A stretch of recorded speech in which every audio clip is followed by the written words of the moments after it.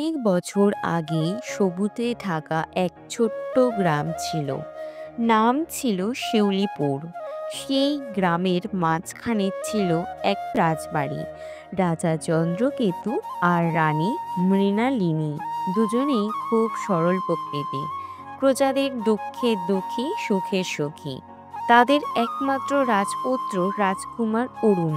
ছোট থেকেই রাজকুমার মাটির গন্ধ ভালোবাসতো, সাধারণ মানুষের সাথে মাঠে খেলতো, কৃষকের কাছে ফসল ফলানো শিখত। রাজা রানী কখনো তাকে অহংকার শেখাননি, বরং শিখিয়েছিলেন একজন সত্যিকারের রাজা তার প্রজাদের ভালোবাসা দিয়ে রাজত্ব করে, তলোয়ার দিয়ে নয়।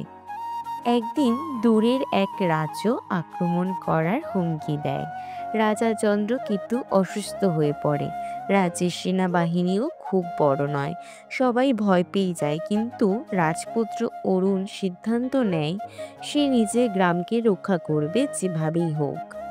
সে গ্রামের যুবকদের জড়ো করে, তাদের অস্ত্র চালানো শেখায়, সাহস জাগায়। অবশেষে যুদ্ধের দিন আসে।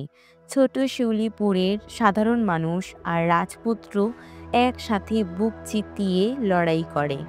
তাদের ভালোবাসা আর সাহসের কাছে বড় রাজ্যের সেনাবাহিনীও হার মেনে পিছু হটে। যুদ্ধের পর সন্ধ্যায় রাজা চন্দ্রকেতু রাজসভায় ঘোষণা দেন, আজ থেকে আমাদের রাজ্যের আসল রক্ষক হলো এই মাটির ছেলে রাজকুমার অরুণ। রানী মৃণালিনীর চোখে জল, গর্ব আর ভালোবাসা মিশে রাজপুত্র অরুণ রাজা হয়ে ওঠে। কিন্তু রাজবাড়ির সিংহাসনে নয়, সে তার রাজত্ব চালায় প্রজাদের হৃদয়, বন্ধুত্ব আর সম্মানের মুকুট পরে। আজও শিউলিপুরের গল্পে শোনা যায় এক ছোট্ট গ্রামের রাজা ছিল, যার সিংহাসন ছিল মানুষের ভালোবাসা। রাজত্ব বড় হলেই মহান হয় না, মানুষের হৃদয়ে জায়গা করে নিতেই পারলেই রাজা হওয়া যায়।